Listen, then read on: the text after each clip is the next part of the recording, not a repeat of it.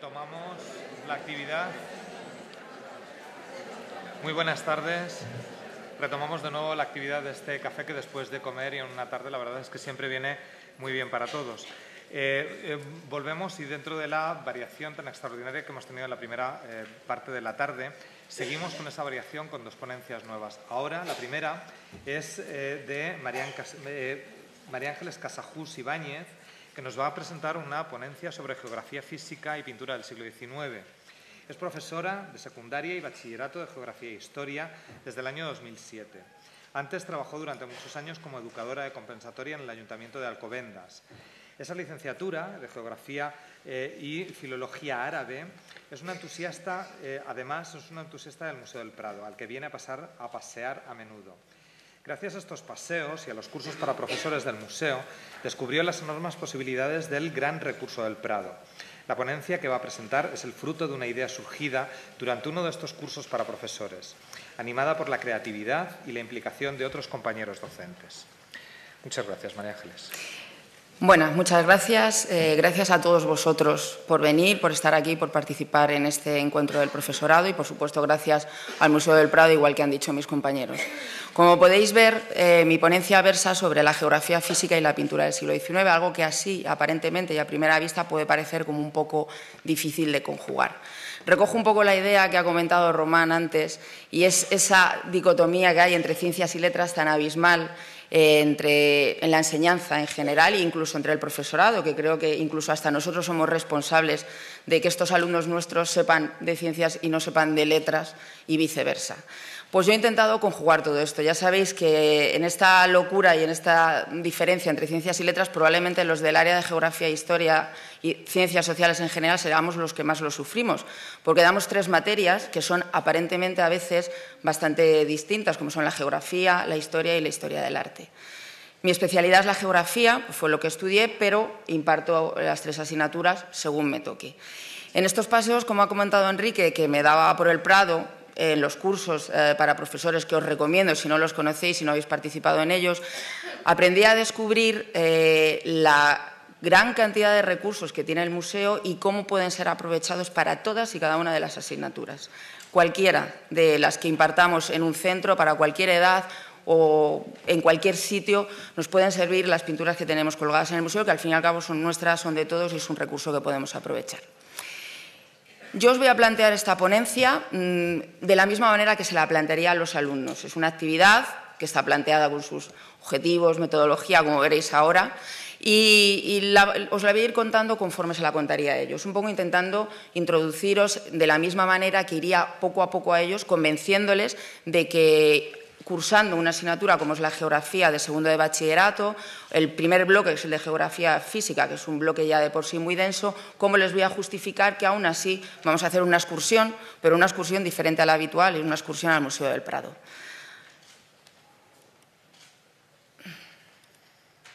Primero los situamos en un contexto histórico. Ellos son alumnos de segundo de bachillerato, ellos están cursando además una asignatura obligatoria en este curso, que es la de Historia de España, o sea que no les va a venir muy mal ni les va a costar mucho situarse en el contexto histórico del XIX.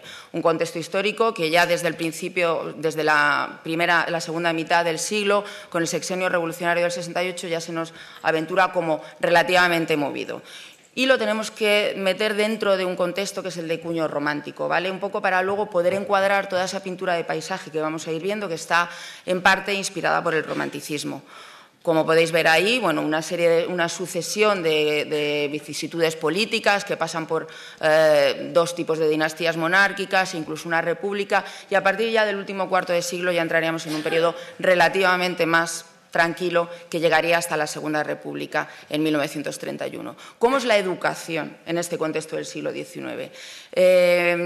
Permitidme que haga un paréntesis para deciros que esta ponencia sobre geografía física nace del espíritu de los geógrafos del siglo XIX, los geógrafos que fueron los que crearon la geografía moderna en España y que contribuyeron enormemente, como vamos a poder ver ahora, al desarrollo de la educación y las mejoras que se dieron en la educación en este siglo. Según esos núcleos intelectuales, según todos estos personajes importantes que había en España en esta época, coincidían en una cuestión que seguramente os sonará, y es que, a pesar del cambio de instituciones y de leyes, persistían dos grandes problemas. Y uno de ellos era el fracaso del sistema educativo. Y otro, la falta de conocimiento real del país, es decir, no sabían cómo era España en realidad, qué paisajes tenía, qué necesidades, qué tipo de población vivía en ella, qué recursos económicos se podían extraer. A partir de 1875 se empiezan entonces a dar un número enorme de iniciativas que pretenden reformar y mejorar toda esta situación, sobre todo en el contexto educativo, que da lugar a este movimiento del regeneracionismo que supongo que os sonará a todos. Se crean entonces unas cuantas nuevas instituciones que van a ser muy importantes a la hora de desarrollar muchos avances en materia educativa y específicamente en el contexto de la geografía. Una de ellas es la Sociedad Española de Historia Natural, que se crea con el objetivo de fomentar ese conocimiento naturalista del país, del que decían que había muy poco y que se echaba en falta. Os he puesto ahí algunos nombres para que nos suenen, de personajes que deberían quizás ser un poco más reconocidos a la hora de estudiar, incluso nuestros alumnos dentro del bachillerato, como geólogos, como José Macpherson, o algunos zoólogos y botánicos, es decir, gente que a través de sus propias inquietudes se aventuran a conocer de una forma naturalista España y que van a contribuir mucho luego al desarrollo de la geografía como una ciencia moderna. O la Sociedad Geográfica de Madrid, con el objetivo ya más concreto de fomentar un conocimiento geográfico. La geografía era una materia que se enseñaba en bachillerato, pero no tenía rango universitario en esta época. Se estudiaba en las escuelas de magisterio una geografía fundamentalmente descriptiva, en la que a los niños y a los que luego iban a ser maestros se les enseñaba a localizar sobre un mapa nombres de relieves, ríos, este tipo de cosas que cada vez que alguno decimos que estudiamos o hemos estudiado geografía, siempre nos hacen la pregunta típica de ¿a que no sabes cómo se llama el río que pasa por mi pueblo? Bueno, pues no solamente los geógrafos sabemos localizar cosas en un mapa, sino que sabemos otras cosas más. Los campos de estudio de la sociedad geográfica van a ser menos naturalistas porque su objetivo fundamental está más centrado en cuestiones pedagógicas y educativas. Y llegamos a la institución que, bajo mi punto de vista, es muy importante en este contexto, ¿vale? Y que, de alguna manera, creo que de una forma involuntaria, pero he recogido parte de este espíritu en esta ponencia, que es la ILE, la Institución Libre de Enseñanza, fundada por catedráticos que han sido en ese momento expulsados de la universidad por negárseles la libertad de cátedra y que tienen una idea muy clara y que creo que todos podemos coincidir de alguna manera en ella, y es que hay una clave para la buena educación, que está en la enseñanza primaria y en la enseñanza secundaria. Sostienen entonces la libertad de cátedra como algo muy importante y establecen una doble vía de trabajo que todo profesor creo que debemos tener en cuenta y que estoy segura de que todos nosotros las tenemos en cuenta, que es, por un lado, la enseñanza, pero por otro lado, el estudio y la investigación, es decir, disponer de los tiempos necesarios para poder seguir aprendiendo y seguir desarrollando proyectos que luego favorezcan la mejora del aprendizaje de nuestros alumnos. Esta ILE, esta Institución de Libre Enseñanza, pone en marcha fundamentalmente, emplea el método intuitivo, es decir, la clave de la educación es sobre todo enseñar a ver. Ahí es donde entonces la geografía empieza a jugar un papel muy, muy importante, ya que el conocimiento directo del paisaje nos va a permitir conocer cuál es el orden natural del mundo y, sobre todo, un elemento muy fundamental en la geografía es saber qué papel juega el hombre dentro de él. Y aparece entonces el procedimiento fundamental, que es la excursión, pero no como un complemento de la teoría, es decir, no como la actividad final, que es lo que hacemos desgraciadamente hoy en día por falta de tiempos. No es la actividad final después de un largo proceso de enseñanza, sino más bien como el fundamento de toda la teoría que luego vamos a plantear en el aula. Contribuyen a la investigación, a la mejora del conocimiento de la realidad y dentro de esta ILE surge una sociedad fundamental para el conocimiento de algo muy importante para Madrid en concreto, pero sobre todo para la idea de España, que es la Sociedad para el Estudio del Guadarrama, donde nos vamos a encontrar ahí asociados a personajes que he mencionado antes, como Macpherson, como geólogo, a gente como Giner de los Ríos y algunos paisajistas que vamos a ver a continuación y que están aquí y son personajes importantes dentro de la historia del museo, como es Aureliano de Beruete, que es un pintor, es un paisajista fundamental dentro de la Institución de Libre Enseñanza y que además desarrolla a través de su pintura muchas de las ideas. Aquí tenemos algunas por lo menos que nos suenen sus caras de algunos de estos fundadores o primeros miembros de la ILE, Francisco Giner de los Ríos, Rafael Torres Campos, un gran profesor de geografía que dejó sentadas algunas bases que todavía hoy en día tienen una actualidad impresionante, y entre otros, bueno, algunos personajes políticos importantes de la época como Salmerón o Joaquín Costa y el que os he mencionado, Aureliano de Beruete. ¿Qué pasa con la pintura paisajística del XIX? ¿Cómo es? Bueno, antes alguno de mis compañeros ya ha hablado de, creo que ha sido además Rodrigo, perdona, ¿no? Sí, Rodrigo, hablando de estas pinturas románticas que incluso algunos pintores extranjeros venían a España atraídos por ese espíritu del romanticismo y el exotismo que parecía que les inspiraba a nuestro país. La pintura paisajística del XIX rompe fundamentalmente con la pintura de estudio. Se cultiva claramente la pintura al aire libre, influidos mucho por la escuela de Barbizon, del que Aureliano de Beruete, por ejemplo, fue un gran discípulo. Con lo cual, hay unos nuevos ideales de lo que tiene que ser el paisajismo. Implica necesariamente un conocimiento directo de la realidad.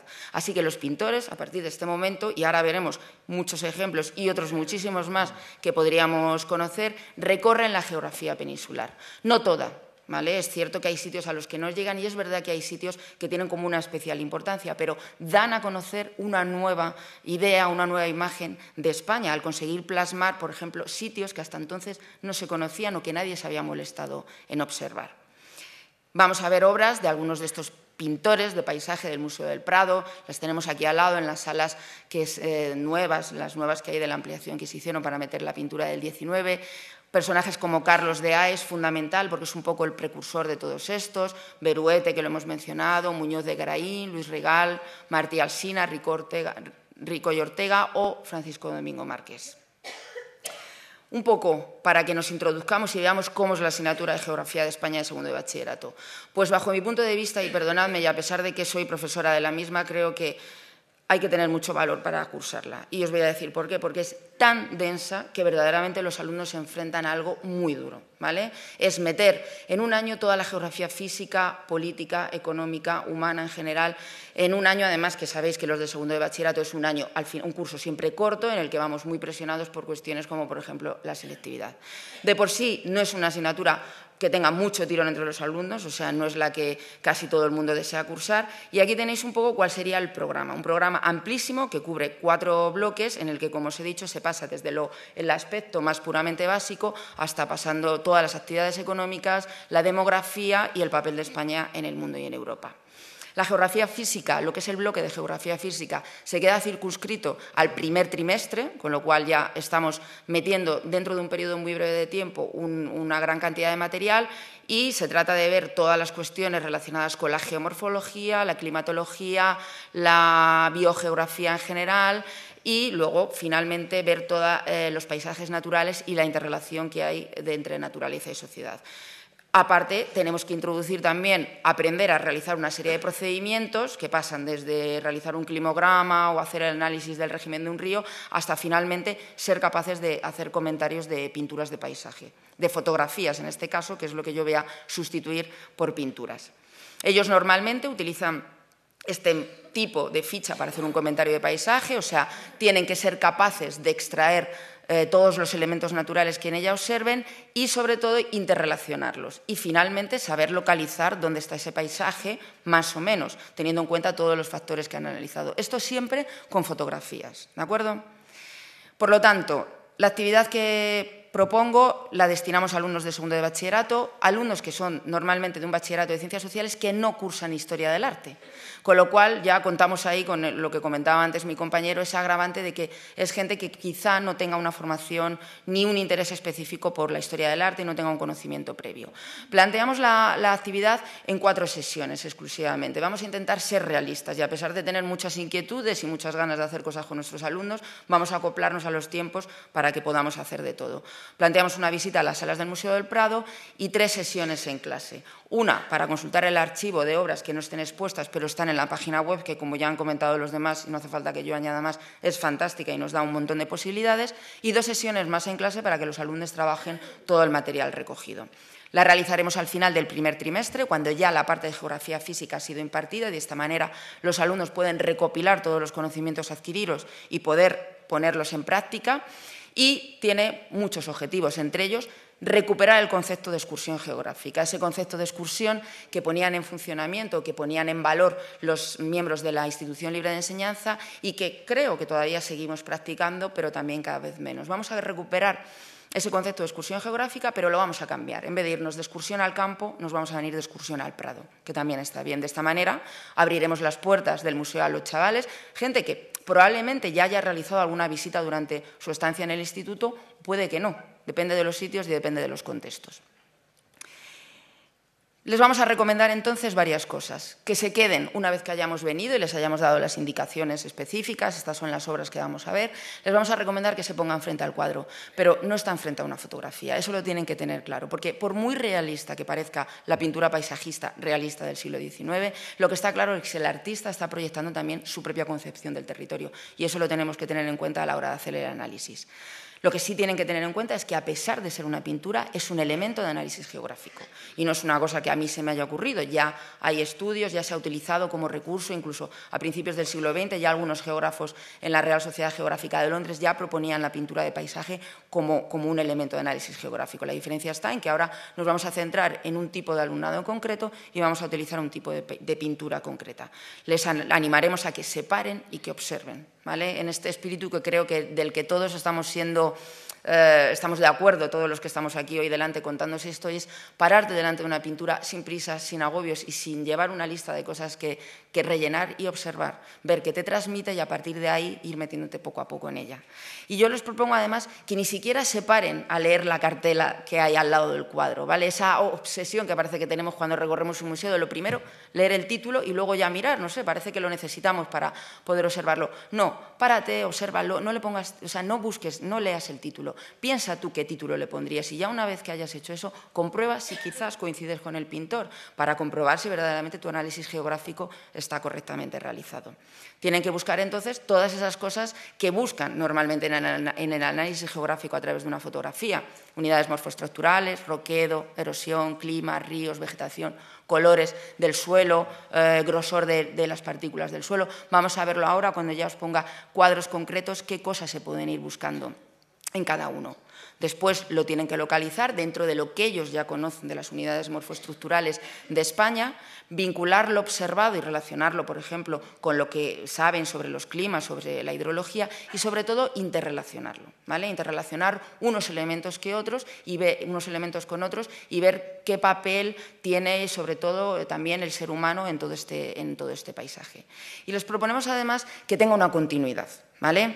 Que sean capaces de, una vez finalizada esta visualización y el análisis geográfico, que busquen fotografías actuales de esos espacios, que las hay. Yo he hecho el ejercicio de buscar fotografías de algunos de los paisajes que vais a ver ahora y la verdad es que hay fotos prácticamente del mismo encuadre, con lo cual se puede comparar cómo ha ido evolucionando ese paisaje a lo largo del tiempo y, sobre todo, cuál ha sido la mano del hombre en él. Entonces, les proponemos que hagan eso, que busquen esas fotos y que sean capaces de compararlas. De esa manera podrán incluso hacer una actividad que les vaya a venir luego bien para posteriores estudios sobre geografía económica. Me centro entonces ya en qué cuadros podemos ver. De entrada ya os estoy diciendo, y cuando consultéis las ponencias que tanto yo como mis compañeros dejaremos en la página web del museo, podréis ver que hay un listado enorme de posibilidades. De pintura de paisaje hay muchísimas obras, pocas expuestas en relación al volumen que tiene el Prado, pero como se pueden consultar en la página web, el recurso lo tenemos. Entonces yo propongo utilizar ambos recursos, las que están expuestas, pero también las que están en la página web. ¿Qué podemos ver entonces? Y esto os lo propongo un poco, pues eso, a modo de propuesta, ¿vale? Para que luego vosotros, a quienes le interesen, lo puedan ir aumentando e incorporando. Otros elementos que consideréis interesantes. Pueden ver tipos de unidades morfoestructurales. Por ejemplo, si vemos esta pintura de Beruete, de la vista de Guadarrama desde el plantío de los Infantes, tenemos ahí varios elementos. Este sería un ejemplo de cuadro que nos podría servir para analizar los macizos antiguos, es decir, todas estas estructuras de relieve que están compuestas de materiales muy antiguos, sobre todo situados en el sistema central, en los montes de Toledo. Ahí tenemos esas cumbres un poco más suaves y redondeadas debido a esta antigüedad de los materiales, pero también nos podemos fijar en otros elementos, por ejemplo, vegetación.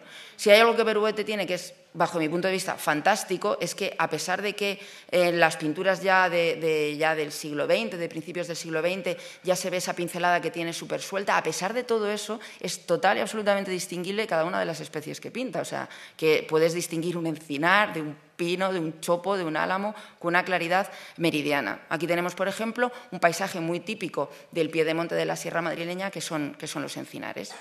O podemos ver otro tipo de relieve, por ejemplo, las cordilleras de plegamiento, es decir, esos movimientos orogénicos ya de una era un poco más tardía, que dan lugar a grandes elevaciones montañosas, y en este caso concreto de esta pintura de Pirineos de Carlos de Ais, pues ahí tenemos una cordillera de plegamiento de tipo alpino, donde podemos ver fuertes pendientes, formas escarpadas, pero también podemos ver algunas cuestiones de relieve, por ejemplo, de vegetación, el bosque caducifolio. ¿Vale? Aquí tenemos un bosque caducifolio típico de estos paisajes, o un roquedo de tipo silicio, que lo podríamos distinguir. O sea, esos colores están tan claramente matizados que se pueden incluso distinguir hasta, como vamos a ver ahora, distintos tipos de rocas.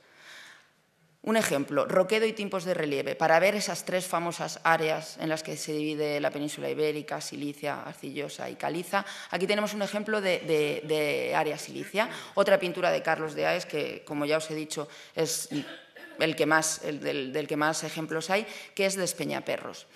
En esta área silicia tenemos rocas bastante antiguas o que son restos de macizos antiguos, donde predomina el granito, pero a veces, al estar alterado por el agua, ha adquirido estas tonalidades pardo-amarillentas que podemos apreciar claramente en este paisaje.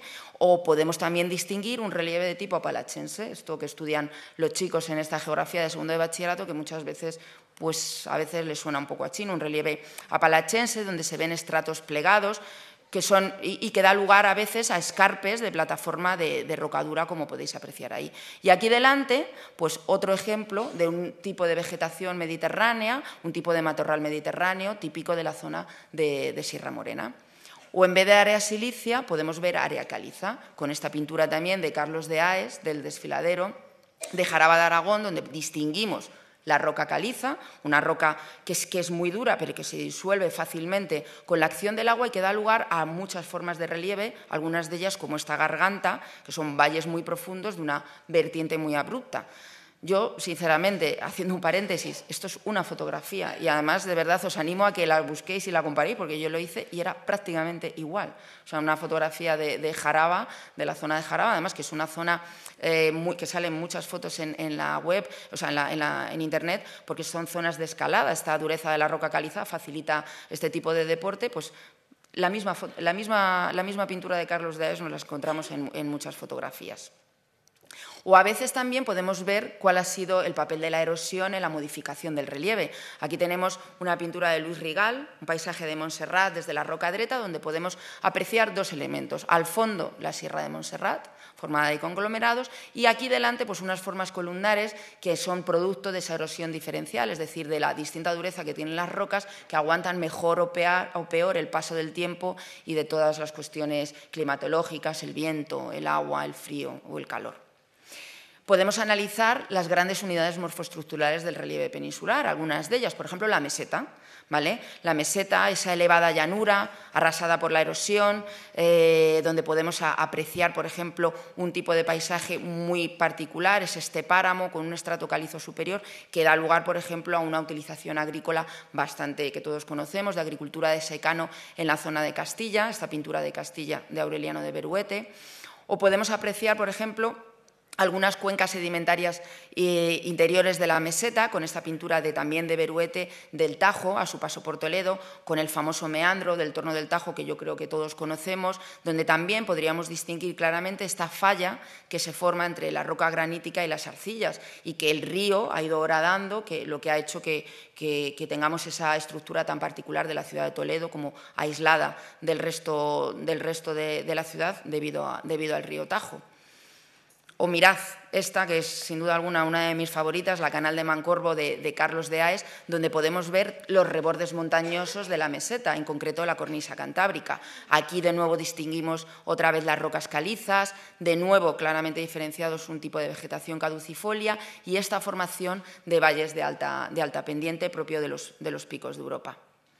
O aquí tenemos otra imagen más, de Beruete. De nuevo, una vista de Cuenca, otra zona más de rebordes montañosos del sistema ibérico, concretamente en la serranía de Cuenca, donde vemos, por ejemplo, dos elementos. Otra, de nuevo, la hoz formada por el río Júcar y, de nuevo, como os he dicho, distinto tipo de vegetación, pino negro, sabina, quejigo, perfectamente distinguible, como os decía, gracias a esta pincelada tan particular de Beruete. Podemos centrarnos también en el relieve costero peninsular, otro de los contenidos que tenemos en la asignatura. Esta pintura de Carlos de Aes, de las rocas de Otoyo, en Lequeitio, en la costa cantábrica, donde aparece, por ejemplo, un elemento muy típico del relieve costero, que son las rasas mareales, ¿vale? Una formación propia de las costas, producidas por la erosión, que normalmente siempre están bajo un acantilado muy marcado, como podemos ver aquí. Y además, le podemos sacar otro aprovechamiento. Estos prados típicos y propios de la cornisa cantábrica, con una vegetación herbácea, que si pudiéramos trasladarnos un poco más hacia la izquierda, veríamos seguramente ganado vacuno pastando, propio de la zona que Carlos de Aes nos pinta. O, si no es relieve costero de la zona cantábrica, Carlos de Aes se va también al sur, probablemente fue uno de los pintores que más parte de la geografía peninsular recorrió. Aquí tenéis un cuadro de largo título, Recuerdos de Andalucía, costa del Mediterráneo junto a Torremolinos, donde podemos apreciar un elemento más de la costa acantilada con la formación de terrazas marinas, estos levantamientos, la formación de playas en una estrecha llanura litoral que recorre toda esta franja de la costa andaluza y otro tipo de vegetación, ¿vale? Aquí tenemos algunos elementos, matorral mediterráneo muy típico. Este cuadro, por ejemplo, se podría proponer fácilmente a los alumnos para que cogieran una fotografía actual y la compararan con esta, a ver qué pasaba cómo era Torremolinos y cómo es Torremolinos ahora. Seguro que podían sacar muchísimas conclusiones y hacer un gran desarrollo de análisis geográfico, evolución económica, intervención del hombre, etcétera, etcétera, etcétera. O nos podemos meter con las cuestiones de climatología, que siempre se nos hacen bastante complicadas. Algunos elementos del clima, como la humedad, la niebla, con este mar de nubes típico de la cornisa cantábrica, de los picos de Europa, donde de nuevo en esta pintura de Carlos de Aes podemos apreciar el mar de nubes que os comento, las rocas calizas, de nuevo bosques de robles y hayas. La idea es no extraer un único elemento, sino que se pongan frente al cuadro e intenten extraer todos los elementos posibles de todas las cuestiones que ellos ya han estudiado. Más nubosidad en esta pintura de Martín Rico y Ortega de la desembocadura del Bidasoa, donde podríamos caracterizar claramente cómo es el clima oceánico con esta nubosidad abundante y luego algún otro elemento como es la formación de marismas, ¿vale? Una marisma como es la del río Bidasoa, muy importante, poco conocida, pero que hoy en día incluso es un parque natural protegido. Seguimos con diversidad hídrica, podemos conocer ríos de vertiente mediterránea, como el Llobregat, que su desembocadura forma un delta, ese saliente que se forma cuando ya el río deposita tantos sedimentos que el mar no los puede distribuir. Podemos sacar de aquí muchos elementos, por ejemplo, nubosidad abundante, con estas lluvias torrenciales, ¿vale? Típicas de esta vertiente mediterránea en algunas épocas del año, o la formación propia del delta con una llanura aluvial, o estos matorrales de ribera, ¿vale? También vegetación propia de las desembocaduras.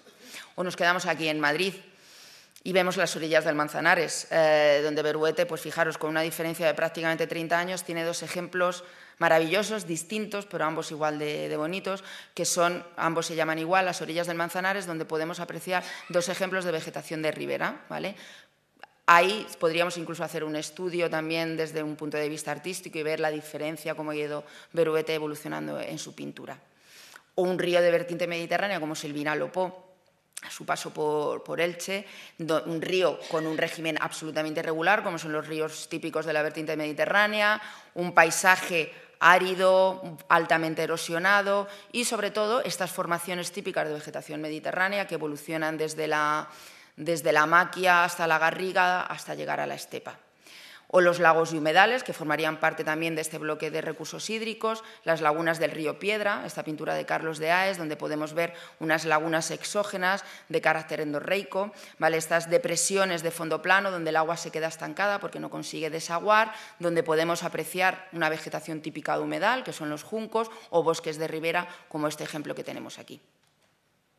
Más ejemplos de cuestiones vegetales, desde un punto de vista biogeográfico, con esta pintura de un grupo de robles de los picos de Europa, de Carlos de Aes, donde apreciamos varias cosas. por un lado los robles, que son los protagonistas de esta pintura, al fondo esta cordillera de plegamiento intermedia que ya hemos visto antes, que es los Picos de Europa, la cordillera cantábrica, y luego ya podemos incluso apreciar algunas cuestiones edafológicas, suelos pardos, calizos. Aquí tenemos vegetación mediterránea, un bosque de palmeras, el famoso palmeral de Elche, donde podemos apreciar, aparte de la vegetación propia, pues seguimos apreciando cuestiones de aridez, donde la erosión realiza un papel bastante importante. Más vegetación, este paisaje del Pardo precioso de Muñoz de Graín, que es una pintura que está expuesta, que es francamente bonita, donde vemos la vegetación típica de ribera, gracias a este aporte hídrico que tiene el suelo, una elevada humedad, fresnos, chopos, enebros. Al fondo, incluso aquí, bueno, al fondo exactamente no, en un término medio podemos apreciar estas lomas pequeñas y onduladas, típicas del pie de monte de la Sierra de Guadarrama, e incluso ya podemos apreciar algunas características de los suelos de esta zona, de tierra parda meridional. Aquí incluso ya tenemos, en cuestiones ya centrándonos en el aspecto edafológico, suelos típicos del área mediterránea, en esta pintura de Francisco Domingo de Aragón, donde vemos un suelo gris subdesértico, muy rico en caliza, pero pobre en humus, lo que da lugar a una vegetación muy escasa.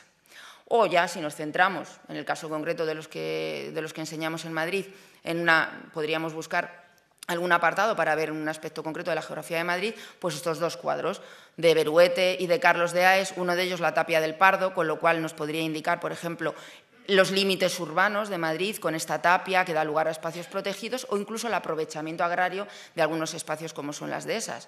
O la integración de espacios naturales en entornos urbanos, este Arroyo del Ángel en la Casa de Campo. Fijaros que hoy el Arroyo del Ángel está ahí prácticamente integrado dentro de la ciudad de Madrid, junto a la Avenida de Portugal, con los conciertos que se hacen en verano al lado suyo. O sea, aquí tenemos una vegetación típica mediterránea de ribera, pero sobre todo cómo se han integrado en la actualidad estos espacios naturales en el entorno urbano de la ciudad de Madrid. Y como decía un profesor que me enseñó mucho de geografía en la Universidad Autónoma, donde yo tuve que estudiar y que se dedicaba mucho a esto de la geografía del siglo XIX, el paisaje expresa fisonómicamente una organización. Es el resultado unitario e integrador de un conjunto de combinaciones y relaciones entre sus componentes, y el hombre forma parte de todo ello. El hombre se halla comprendido en el orden que expresa el paisaje, en las relaciones y combinaciones que lo atraviesan. Por eso hay una conexión permanente entre los paisajes y los hombres, y esa conexión es al tiempo física y espiritual. Y eso es lo que creo que cuando nosotros, los enseñantes, los docentes, los profesores, traemos a nuestros alumnos a un espacio como el Museo del Prado, es lo que les tenemos que intentar transmitir a los alumnos, que busquen esa conexión física, ese aprovechamiento que ellos siempre intentan encontrar en cada una de las cosas que hacen, con una conexión espiritual, que es lo que nos daría un punto de vista diferente. Estas son palabras de Nicolás Ortega Cantero, como os digo, profesor de la Universidad Autónoma, y creo que recogen un poco el espíritu de esta ponencia. Gracias.